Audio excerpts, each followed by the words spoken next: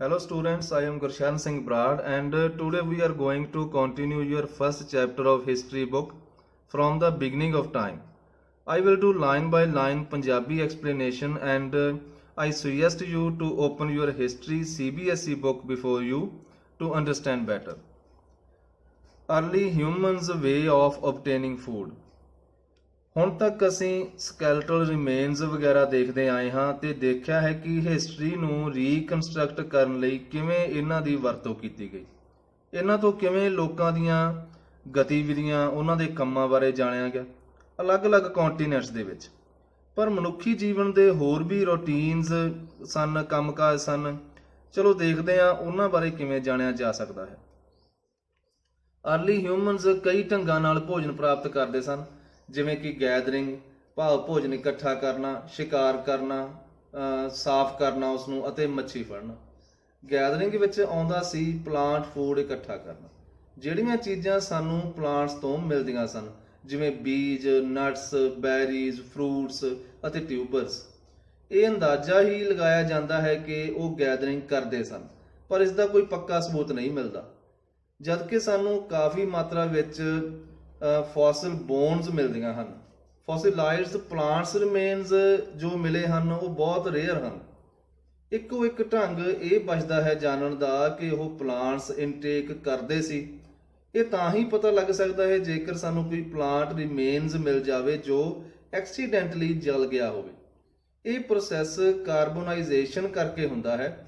ਇਸ ਤਰ੍ਹਾਂ ਪਲਾਂਟ ਦਾ organic matter ਕਾਫੀ ਲੰਮੇ ਸਮੇਂ ਤੱਕ ਪ੍ਰੀਜ਼ਰਵ ਹੋ ਜਾਂਦਾ ਹੈ।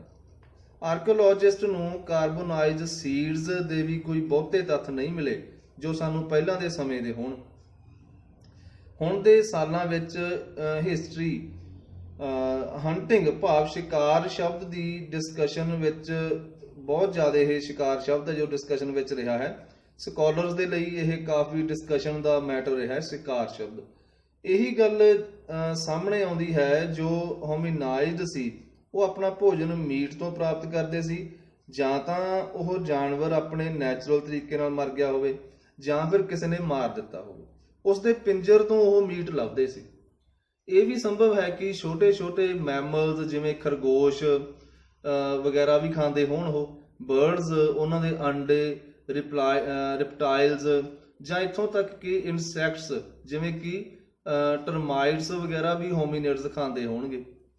ਹੰਟਿੰਗ ਸ਼ਾਇਦ ਬਾਅਦ ਵਿੱਚ ਸ਼ੁਰੂ ਹੋਈ ਹੋਵੇਗੀ, ਲਗਭਗ 5 ਸਾਲ ਪਹਿਲਾਂ, 5 ਲੱਖ ਸਾਲ ਪਹਿਲਾਂ। ਜੋ ਸ਼ੁਰੂ ਦੇ ਸਬੂਤ ਮਿਲੇ ਹਨ ਇੱਕ ਪਲੈਨਡ ਸ਼ਿਕਾਰ ਦੇ, ਭਾਵ ਇੱਕ ਯੋਜਨਾ ਬਣਾ ਕੇ ਸ਼ਿਕਾਰ ਕਰਨ ਦੇ ਅਤੇ ਵੱਡੇ ਪੱਧਰ ਤੇ ਜਾਨਵਰਾਂ ਨੂੰ ਕੱਟਣ ਦੇ, ਉਹ 2 ਥਾਵਾਂ ਤੋਂ ਮਿਲਦੇ ਹਨ। ਬਾਕਸ ਗਰੋਵ ਜੋ ਕਿ ਸਾਊਥ ਇੰਗਲੈਂਡ ਵਿੱਚ ਹੈ, ਉੱਥੋਂ ਤੋਂ 5 ਲੱਖ ਸਾਲ ਪਹਿਲਾਂ ਦੇ ਸਬੂਤ ਮਿਲੇ ਹਨ। ਅਤੇ ਸਕੋਨਿੰਗਨ ਇਨ ਜਰਮਨੀ ਵਿੱਚ ਸਕੋਨਿੰਗਨ ਜਗ੍ਹਾ ਹੈ, 4 ਲੱਖ ਸਾਲ ਪਹਿਲਾਂ ਦੇ ਸਬੂਤ ਉੱਥੋਂ ਮਿਲੇ ਹਨ ਜਾਨਵਰਾਂ ਨੂੰ ਕੱਟਣ ਵਗੈਰਾ ਦੇ। ਫਿਸ਼ਿੰਗ ਵੀ ਕਾਫੀ ਇੰਪੋਰਟੈਂਟ ਸੀ, ਜਿਵੇਂ ਕਿ ਸਪਸ਼ਟ ਹੈ ਡਿਸਕਵਰੀ ਵਿੱਚ ਫਿਸ਼ ਬੋਨਸ ਵੀ ਮਿਲਦੀਆਂ ਹਨ, ਕਈ ਥਾਵਾਂ ਤੋਂ ਮਿਲੀਆਂ ਹਨ। ਇਹ ਲਗਭਗ 35,000 ਸਾਲ ਪਹਿਲਾਂ ਦਾ ਸਬੂਤ ਮਿਲਦਾ ਹੈ ਯੂਰਪੀਅਨ ਸਾਈਟਸ ਤੋਂ ਕਿ ਪਲੈਨਡ ਹੰਟਿੰਗ ਕੀਤੀ ਜਾਂਦੀ ਸੀ, ਇੱਕ ਪੂਰੀ ਪਲੈਨਿੰਗ ਨਾਲ ਹੰਟਿੰਗ ਕੀਤੀ ਜਾਂਦੀ ਸੀ। ਕੁਝ ਥਾਵਾਂ ਜਿਵੇਂ ਕਿ ਡੋਲਨੀ ਵੈਸਟੋਨਿਚ ਜੋ ਕਿ ਇੱਕ ਨਦੀ ਦੇ ਨੇੜੇ ਸੀ, ਇਸ ਤਰ੍ਹਾਂ ਲੱਗਦਾ ਹੈ ਕਿ ਇਹ ਜਾਣ ਬੁੱਝ ਕੇ ਸ਼ੁਰੂਆਤ ਦੇ ਲੋਕਾਂ ਦੁਆਰਾ ਚੁਣੀ ਗਈ ਸੀ। ਜੋ ਜਾਨਵਰ ਇੱਕ ਥਾਂ ਤੋਂ ਦੂਜੀ ਥਾਂ ਤੇ ਮਾਈਗ੍ਰੇਟ ਕਰਕੇ ਜਾਂਦੇ ਸਨ, ਇਹਨਾਂ ਵਿੱਚ ਹਿਰਨ, ਘੋੜੇ ਵਗੈਰਾ ਹੁੰਦੇ ਸਨ। ਇਹ ਜਾਨਵਰ ਝੁੰਡਾਂ ਵਿੱਚ ਜਾਂਦੇ ਸਨ ਤੇ ਜਦ ਨਦੀ ਪਾਰ ਕਰਦੇ ਸਨ, ਆਮ ਤੌਰ ਤੇ ਪਤਝੜ ਤੇ ਬਸੰਤ ਰੁੱਤ ਵਿੱਚ ਇਸ ਤਰ੍ਹਾਂ ਹੁੰਦਾ ਸੀ, ਇਹ ਵੱਡੀ ਗਿਣਤੀ ਵਿੱਚ ਮਾਰ ਲਏ ਜਾਂਦੇ ਸਨ। ਇਹਨਾਂ ਥਾਵਾਂ ਦੀ ਚੁਆਇਸ ਇਹ ਇੰਡੀਕੇਟ ਕਰਦੀ ਹੈ, ਸਾਨੂੰ ਇਸ਼ਾਰਾ ਦਿੰਦੀ ਹੈ ਕਿ ਇਹ ਲੋਕ ਇਹਨਾਂ ਜਾਨਵਰਾਂ ਦੀ ਮੂਵਮੈਂਟ ਬਾਰੇ ਜਾਣਦੇ ਹੋਣਗੇ ਤੇ ਵੱਡੀ ਗਿਣਤੀ ਵਿੱਚ ਜਲਦੀ ਨਾਲ ਬਹੁਤ ਸਾਰੇ ਜਾਨਵਰਾਂ ਨੂੰ ਮਾਰ ਲੈਣਾ ਕਿਵੇਂ ਹੁੰਦਾ ਹੈ, ਕਿਵੇਂ ਮਾਰ ਲੈਣਾ ਹੈ ਇੰਨੇ ਜਾਨਵਰਾਂ ਨੂੰ ਇਕੱਠੇ, ਇਹਨਾਂ ਨੂੰ ਇਹ ਵੀ ਗੱਲ ਆਉਂਦੀ ਸੀ ਕਿ ਔਰਤਾਂ ਤੇ ਆਦਮੀਆਂ ਦਾ ਗੈਦਰਿੰਗ, ਹੰਟਿੰਗ, ਸਕੈਵੈਂਜਿੰਗ ਅਤੇ ਫਿਸ਼ਿੰਗ ਵਿੱਚ ਅਲੱਗ-ਅਲੱਗ ਰੋਲ ਸੀ। ਇਹ ਕੁਐਸਚਨ ਵੀ ਸਾਡੇ ਸਾਹਮਣੇ ਆਉਂਦਾ ਹੈ। ਅਸੀਂ ਸੱਚਮੁੱਚ ਨਹੀਂ ਜਾਣਦੇ ਇਸ ਬਾਰੇ। ਅੱਜ ਕੱਲ੍ਹ ਵੀ ਬਹੁਤ ਸਾਰੀਆਂ ਸੁਸਾਇਟੀਜ਼ ਹਨ ਜੋ ਹੰਟਿੰਗ ਤੇ ਗੈਦਰਿੰਗ ਤੇ ਗੁਜ਼ਾਰਾ ਕਰਦੀਆਂ ਹਨ। ਜਿੱਥੇ ਆਦਮੀ ਤੇ ਔਰਤਾਂ ਬਹੁਤ ਸਾਰੀਆਂ ਅਲੱਗ-ਅਲੱਗ ਐਕਟੀਵਿਟੀਜ਼ ਕਰਦੇ ਹਨ। ਪਰ ਜਿਵੇਂ ਕਿ ਅਸੀਂ ਅੱਗੇ ਚੈਪਟਰ ਵਿੱਚ ਦੇਖਾਂਗੇ, ਇਹ ਕਹਿਣਾ ਮੁਸ਼ਕਲ ਹੈ ਕਿ ਬਿਲਕੁਲ ਇਸੇ ਤਰ੍ਹਾਂ ਪਾਸਟ ਵਿੱਚ ਵੀ ਹੁੰਦਾ ਹੋਵੇਗਾ। Early humans from trees to caves and open air sites. ਅਗਲਾ ਪੁਆਇੰਟ ਕਰਨ ਲੱਗੇ ਆ ਵੀ ਜੋ अर्ਲੀ ਹਿਊਮਨ ਸੀ, ਦਰਖਤਾਂ ਤੋਂ ਕੇਵਸ ਤੱਕ ਤੇ ਓਪਨ ਏਅਰ ਸਾਈਟਸ ਤੱਕ, ਫਿਰ ਇਹ ਸਫ਼ਰ ਆਪਾਂ ਦੇਖਣ ਲੱਗੇ ਆ ਅੱਗੇ। ਇੱਥੇ ਅਸੀਂ ਕੁਝ ਸ਼ੋਰ ਹਾਂ ਜਦ ਅਸੀਂ ਇਹ ਪਤਾ ਕਰਦੇ ਹਾਂ ਕਿ ਉਹ ਲੋਕ ਰਹਿੰਦੇ ਕਿਵੇਂ ਸੀ। ਇੱਕ ਢੰਗ ਇਸ ਦਾ ਇਹ ਹੈ ਕਿ ਅਸੀਂ ਦੇਖੀਏ ਕਿ ਉਹਨਾਂ ਦੇ ਸੰਗ ਜਾਂ ਹੋਰ ਚੀਜ਼ਾਂ ਕਿੱਥੋਂ ਤੱਕ ਡਿਸਟ੍ਰੀਬਿਊਟ ਹੋਈਆਂ ਮਿਲਦੀਆਂ ਹਨ। ਵੀ ਅਸੀਂ ਇਹ ਦੇਖ ਲਈਏ ਕਿ ਉਹਨਾਂ ਦੇ ਜੋ ਨਾਲ ਸੰਬੰਧਿਤ ਹੋਰ ਚੀਜ਼ਾਂ ਕਿੱਥੋਂ ਤੱਕ ਡਿਸਟ੍ਰੀਬਿਊਟ ਹੋਈਆਂ ਮਿਲਦੀਆਂ ਹਨ। ਹਜ਼ਾਰਾਂ ਦੀ ਗਿਣਤੀ ਵਿੱਚ ਪਤਲੇ ਪਤਲੇ ਟੂਲਸ ਅਤੇ ਹੈਂਡ ਐਕਸ ਜੋ ਕੁਹਾੜੇ ਹੁੰਦੇ ਹੱਥਾਂ 'ਚ ਫੜ ਕੇ ਕੰਮ ਕਰਦੇ ਹਨ, ਜਿਹਦੇ ਨਾਲ ਭਾਵ ਹੱਥ ਨਾਲ ਜੋ ਵਰਤੇ ਜਾਂਦੇ ਕੁਹਾੜੇ ਖੁਦਾਈ ਵਿੱਚੋਂ ਮਿਲੇ ਹਨ। ਕਿਲੋਂਬੇ ਅਤੇ ਔਲਗਸੇਲੀ ਜੋ ਕਿ ਕੀਨੀਆ ਦੇ ਵਿੱਚ ਹੈ, ਇੱਥੋਂ ਇਹ ਜ਼ਿਆਦਾ ਮਾਤਰਾ ਵਿੱਚ ਮਿਲੇ ਹਨ। ਇਹ ਜੋ ਖੋਜ ਹੋਈ ਹੈ, ਇਹ ਲਗਭਗ 7 ਲੱਖ ਸਾਲ ਤੋਂ 5 ਲੱਖ ਸਾਲ ਪੁਰਾਣੀਆਂ ਚੀਜ਼ਾਂ ਹਨ। ਇਹ ਸਾਰੇ ਦੇ ਸਾਰੇ ਟੂਲਸ ਇੱਕ ਜਗ੍ਹਾ ਕਿਵੇਂ ਆਏ, ਇਹ ਵੀ ਇੱਕ ਪ੍ਰਸ਼ਨ ਹੈ। ਇਹ ਸੰਭਵ ਹੈ ਕਿ ਜਿੱਥੇ ਫੂਡ ਰਿਸੋਰਸਸ ਈਜ਼ੀਲੀ ਅਵੇਲੇਬਲ ਸਨ, ਉੱਥੇ ਲੋਕ ਵਾਰ-ਵਾਰ ਵਿਜ਼ਿਟ ਕਰਦੇ ਹੋਣਗੇ। ਇਹਨਾਂ ਏਰੀਆ ਵਿੱਚ ਇਹ ਲੋਕ ਜੋ ਐਕਟੀਵਿਟੀਜ਼ ਕਰਦੇ ਹੋਣਗੇ, ਉਹਨਾਂ ਦੇ ਨਿਸ਼ਾਨ ਪਿੱਛੇ ਰਹਿ ਜਾਂਦੇ ਹੋਣਗੇ, ਕਿਉਂਕਿ ਕੁਝ ਚੀਜ਼ਾਂ ਉੱਥੇ ਭੁੱਲ ਜਾਂਦੇ ਹੋਣਗੇ ਤੇ ਨਾਲ ਹੀ ਕੋਈ ਸਮਾਨ ਵਗੈਰਾ ਹੋਰ ਜੋ ਵੀ ਇਹਨਾਂ ਦਾ ਕੋਈ ਯੂਜ਼ੇਬਲ ਚੀਜ਼ਾਂ ਹੁੰਦੀਆਂ ਹੋਣਗੀਆਂ, ਉੱਥੇ ਸਾਨੂੰ ਇਹ ਇਸੇ ਕਰਕੇ ਮਿਲੀਆਂ ਕਿਉਂਕਿ ਉਹ ਪਿੱਛੇ ਛੱਡ ਜਾਂਦੇ ਹੋਣਗੇ। ਇਸ ਤਰ੍ਹਾਂ ਜੋ ਚੀਜ਼ਾਂ ਥੱਲੇ ਦੱਬ ਗਈਆਂ ਸਨ, ਉਹ ਪੈਚਸ ਦੇ ਰੂਪ ਵਿੱਚ ਧਰਤੀ ਤੋਂ ਬਾਹਰ ਆ ਗਏ ਸਮਾਂ ਪਾ ਕੇ। ਜਿਨ੍ਹਾਂ ਥਾਵਾਂ ਤੇ ਘੱਟ ਜਾਇਆ ਜਾਂਦਾ ਸੀ, ਉੱਥੇ ਘੱਟ ਆਰਟੀਫੈਕਟਸ ਮਿਲੇ ਹਨ ਜੋ ਸ਼ਾਇਦ ਪੂਰੇ ਸਰਫੇਸ ਉੱਤੇ ਫੈਲੇ ਹੋਏ ਹੋਣਗੇ। ਇਹ ਵੀ ਹੋ ਸਕਦਾ ਹੈ ਕਿ ਸੇਮ ਪਲੇਸ ਨੂੰ ਹੀ ਹੋਮੀਨਿਡਸ ਨੇ ਜੋ ਪਹਿਲਾਂ ਹੋਮੀਨਿਡਸ ਨੇ ਵੀ ਯੂਜ਼ ਕੀਤਾ ਹੋਊਗਾ। ਇਸ ਤੋਂ ਪਹਿਲਾਂ ਪਿਰਾਮਿਡਸ ਨੇ ਤੇ ਉਹਨਾਂ ਦੇ ਕਾਰਨੀਵੋਰਸ ਨੇ ਵੀ ਸ਼ੇਅਰ ਕੀਤਾ ਹੋਵੇਗਾ। ਲਗਭਗ 4 ਲੱਖ ਤੇ 1,25,000 ਸਾਲ ਪਹਿਲਾਂ ਦੀ ਗੱਲ ਕਰੀਏ ਤਾਂ ਪਤਾ ਲੱਗਦਾ ਹੈ ਕਿ ਗੁਫਾਵਾਂ ਤੇ ਓਪਨ ਏਅਰ ਸਾਈਟਸ ਦੀ ਵਰਤੋਂ ਕੀਤੀ ਜਾਣ ਲੱਗ ਪਈ ਸੀ। ਇਸ ਦੇ ਸਬੂਤ ਸਾਨੂੰ ਯੂਰਪ ਦੀਆਂ ਕੁਝ ਸਾਈਟਸ ਤੋਂ ਮਿਲਦੇ ਹਨ। ਲੈਜ਼ਰਟ ਕੇਵ ਹੈ ਜੋ ਸਾਊਦਰਨ ਫਰਾਂਸ ਵਿੱਚ, ਉੱਥੇ ਇੱਕ 12x4 ਮੀਟਰ ਸ਼ੈਲਟਰ ਬਣਾਈ ਗਈ ਸੀ ਕੇਵ ਵਾਲ ਦੇ ਨਾਲ।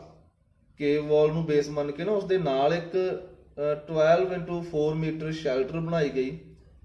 ਇਸ ਦੇ ਵਿੱਚ 2 ਚੁੱਲ੍ਹੇ ਬਣਾਏ ਗਏ ਸਨ ਅਤੇ ਅਲੱਗ-ਅਲੱਗ ਫੂਡ ਸੋਰਸਸ ਵੀ ਮਿਲੇ ਹਨ, ਜਿਵੇਂ ਕਿ fruits, vegetables, seeds, nuts, birds eggs ਅਤੇ ਫਰੈਸ਼ ਵਾਟਰ ਫਿਸ਼ ਜਿਵੇਂ ਕਿ ਟਰੌਟ, ਪੈਚ ਅਤੇ ਕਾਪ ਇਹ ਮਿਲੇ ਹਨ। ਇੱਕ ਹੋਰ ਜਗ੍ਹਾ ਟੈਰਾ ਅਮਾਤਾ ਜੋ ਕਿ ਕੋਸਟ ਏਰੀਆ ਭਾਵ ਸਮੁੰਦਰੀ ਤੱਟ ਤੇ ਸੀ ਸਾਊਦਰਨ ਫਰਾਂਸ ਦੇ।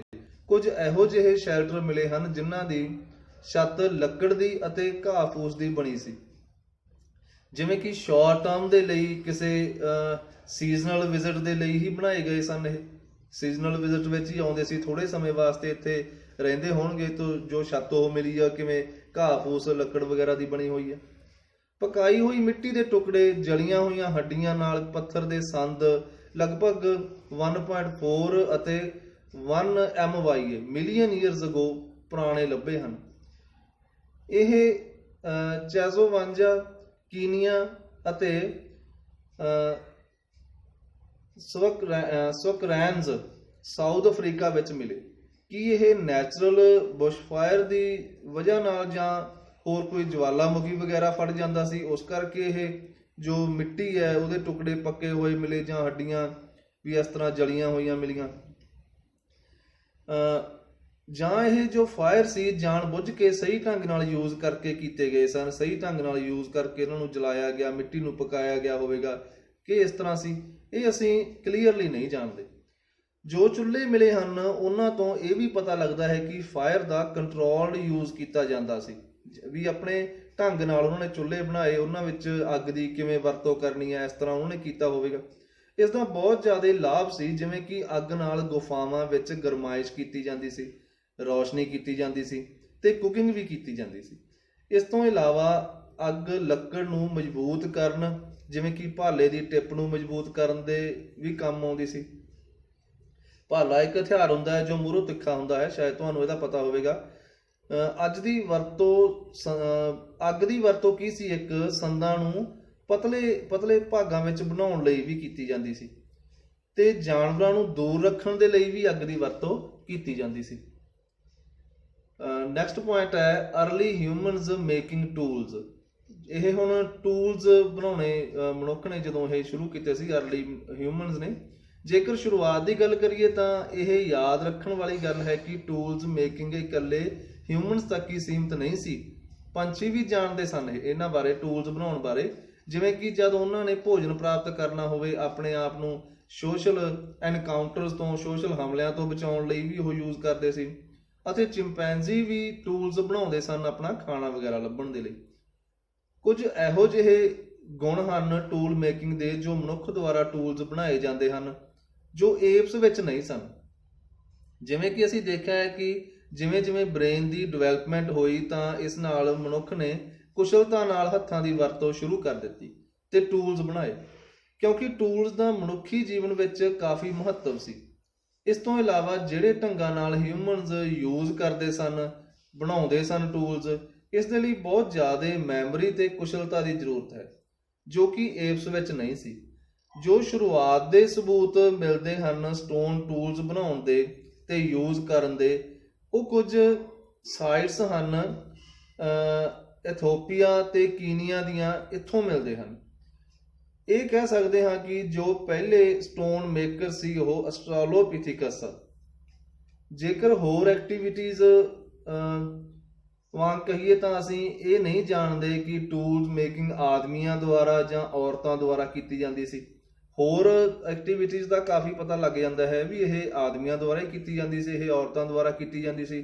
ਪਰ ਜੋ ਟੂਲ ਮੇਕਿੰਗ ਹੈ ਵੀ ਇਹ ਆਦਮੀਆਂ ਦੁਆਰਾ ਹੀ ਕੀਤੀ ਜਾਂਦੀ ਸੀ ਜਾਂ ਔਰਤਾਂ ਦੁਆਰਾ ਕੀਤੀ ਜਾਂਦੀ ਸੀ, ਅਸੀਂ ਇਹ ਨਹੀਂ ਜਾਣਦੇ।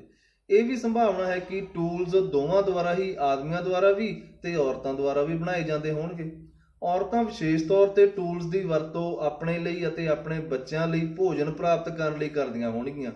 ਜਦ ਦੁੱਧ ਤੋਂ ਬਾਅਦ ਬੱਚੇ ਕੁਝ ਖਾਣਾ ਸ਼ੁਰੂ ਕਰ ਦਿੰਦੇ ਹੋਣਗੇ, ਭਾਵ ਵੀ ਇੰਨੇ ਕੁ ਵੱਡੇ ਜਦ ਹੋ ਜਾਂਦੇ ਹੋਣਗੇ ਬੱਚੇ ਕਿ ਕੁਝ ਖਾਣਾ ਸ਼ੁਰੂ ਕਰ ਦਿੰਦੇ ਹੋਣਗੇ, ਉਸ ਸਮੇਂ ਸ਼ਾਇਦ ਔਰਤਾਂ ਵੀ ਭੋਜਨ ਪ੍ਰਾਪਤ ਕਰਨ ਦੇ ਲਈ ਟੂਲਸ ਵਗੈਰਾ ਦੀ ਵਰਤੋਂ ਕਰਦੀਆਂ ਹੋਣਗੀਆਂ। ਲਗਭਗ 35,000 ਸਾਲ ਪਹਿਲਾਂ ਦੇ ਟੂਲਸ ਤੋਂ ਸੰਦ ਬਣਾਉਣ ਦੀਆਂ ਟੂਲਸ ਤੇ ਜੋ ਇਹ ਸੰਦ ਬਣਾਉਣ ਦੀਆਂ ਟੈਕਨੀਕਸ ਵਿੱਚ ਸੁਧਾਰਾਂ ਦੇ ਸਬੂਤ ਮਿਲਦੇ ਹਨ ਜੋ ਕਿ ਜਾਨਵਰਾਂ ਨੂੰ ਮਾਰਨ ਲਈ ਬਣਾਏ ਜਾਂਦੇ ਸਨ। ਇਸ ਦਾ ਸਬੂਤ ਸਾਨੂੰ ਮਿਲਦਾ ਹੈ ਜਿਵੇਂ ਕਿ ਸਪੇਅਰ ਥਰੋਅਰ ਅਤੇ ਬੌਵ ਅਤੇ ਐਰੋ, ਤੀਰ ਕਮਾਨ ਵਗੈਰਾ ਹੁੰਦੇ ਸਨ, ਜੋ ਇਹ ਇੱਕ ਚੰਗੀ ਟੈਕਨੀਕ ਦੇ ਬਣਨੇ ਸ਼ੁਰੂ ਹੋ ਗਏ ਸਨ। ਹੁਣ ਮੀਟ ਦੀ ਵਰਤੋਂ ਵੀ ਖਾਸ ਢੰਗ ਨਾਲ ਕੀਤੀ ਜਾਂਦੀ ਸੀ, ਜਿਵੇਂ ਕਿ ਹੱਡੀਆਂ ਕੱਢੀਆਂ ਜਾਂਦੀਆਂ, ਸੁਕਾਇਆ ਜਾਂਦਾ, ਮੀਟ ਨੂੰ ਭੁੰਨਿਆ ਜਾਂਦਾ ਤੇ ਸਟੋਰ ਵੀ ਕੀਤਾ ਜਾਂਦਾ ਸੀ। ਇਸ ਤਰ੍ਹਾਂ ਭੋਜਨ ਨੂੰ ਬਾਅਦ ਵਿੱਚ ਵਰਤਣ ਦੇ ਲਈ ਸਟੋਰ ਕਰ ਲਿਆ ਜਾਂਦਾ ਸੀ। ਕੁਝ ਹੋਰ ਬਦਲਾਅ ਵੀ ਆਏ ਸੀ, ਜਿਵੇਂ ਕਿ ਜਿਨ੍ਹਾਂ ਜਾਨਵਰਾਂ ਦੀ ਫਰ ਹੁੰਦੀ ਸੀ ਉਸ ਫਰ ਦਾ ਯੂਜ਼ ਹੁਣ ਕਲੌਜ਼ ਬਣਾਉਣ ਲਈ ਕੀਤਾ ਜਾਂਦਾ ਸੀ ਅਤੇ ਸੂਈ ਵੀ ਬਣਾ ਲਈ ਗਈ ਸੀ। ਜੋ ਸਭ ਤੋਂ ਪਹਿਲਾਂ ਸਬੂਤ ਸਿਉਂਤੇ ਹੋਏ ਕੱਪੜੇ ਦਾ ਮਿਲਿਆ ਹੈ ਉਹ ਲਗਭਗ 21,000 ਸਾਲ ਪਹਿਲਾਂ ਦਾ ਹੈ। ਇਸ ਤੋਂ ਇਲਾਵਾ ਜੋ ਪੰਚ ਬਲੇਡ ਟੈਕਨੀਕ ਸੀ, ਇਸ ਦੀ ਵਰਤੋਂ ਨਾਲ ਛੋਟੇ-ਛੋਟੇ ਚਿਜ਼ਲ ਲਾਈਕ ਟੂਲਸ ਨੂੰ ਬਣਾਇਆ ਜਾਂਦਾ ਸੀ। ਚਿਜ਼ਲ ਛੈਣੀ ਨੂੰ ਕਹਿੰਦੇ ਹਨ, ਇਹ ਸ਼ਾਇਦ ਤੁਹਾਨੂੰ ਪਤਾ ਹੋਵੇਗਾ, ਜੋ ਸਟੈਚੂਜ਼ ਵਗੈਰਾ ਘੜਨ ਲਈ ਕੰਮ ਆਉਂਦੀ ਹੈ। ਜਿਵੇਂ ਸਟੈਚੂਜ਼ ਘੜਦੇ ਆ, ਹੌਲੀ ਹੌਲੀ ਉਹਨਾਂ ਨੂੰ ਕੱਟ ਕੇ ਕਢਿਆ ਜਾਂਦਾ ਹੈ। ਇਸੇ ਤਰ੍ਹਾਂ ਇਹ ਚਿਜ਼ਲ ਵੀ ਬਣਾ ਲਈ ਗਈ ਸੀ, ਉਸ ਦੀ ਵਰਤੋਂ ਕੀਤੀ ਜਾਂਦੀ ਸੀ। ਹੁਣ ਇਹ ਚਿਜ਼ਲ ਨਾਲ ਐਂਗਰੇਵਿੰਗ ਕਰਕੇ ਕਰਦੇ ਸੀਗੇ ਤੇ ਬੋਨਸ ਤੇ ਐਂਟਲ ਤੇ ਆਈਵਰੀ ਤੇ ਜਾਂ ਆਈਵਰੀ ਕਹਿੰਦੇ ਆ, ਹਾਥੀ ਦੰਦ ਨੂੰ ਕਹਿੰਦੇ ਆ, ਇਸ ਉੱਤੇ ਉਹ ਕੀ ਕਰਦੇ ਸੀ, ਚਿਜ਼ਲ ਦੇ ਨਾਲ ਵੀ ਕੱਟਦੇ ਹੁੰਦੇ ਸੀ। ਚਿਜ਼ਲ ਨਾਲ ਇਸ ਨੂੰ ਕੱਟ ਕੇ ਅਲੱਗ-ਅਲੱਗ ਚੀਜ਼ਾਂ ਬਣਾਉਂਦੇ ਅਤੇ ਲੱਕੜ ਆਦਿ ਉੱਤੇ ਵੀ ਕੀ ਕਰਦੇ, ਚਿਜ਼ਲ ਦੀ ਵਰਤੋਂ ਕਰਕੇ ਉਹ ਐਂਗਰੇਵਿੰਗ ਵਗੈਰਾ ਕਰਦੇ। Okay, thanks students for listening carefully. We will continue this chapter in next 4th part.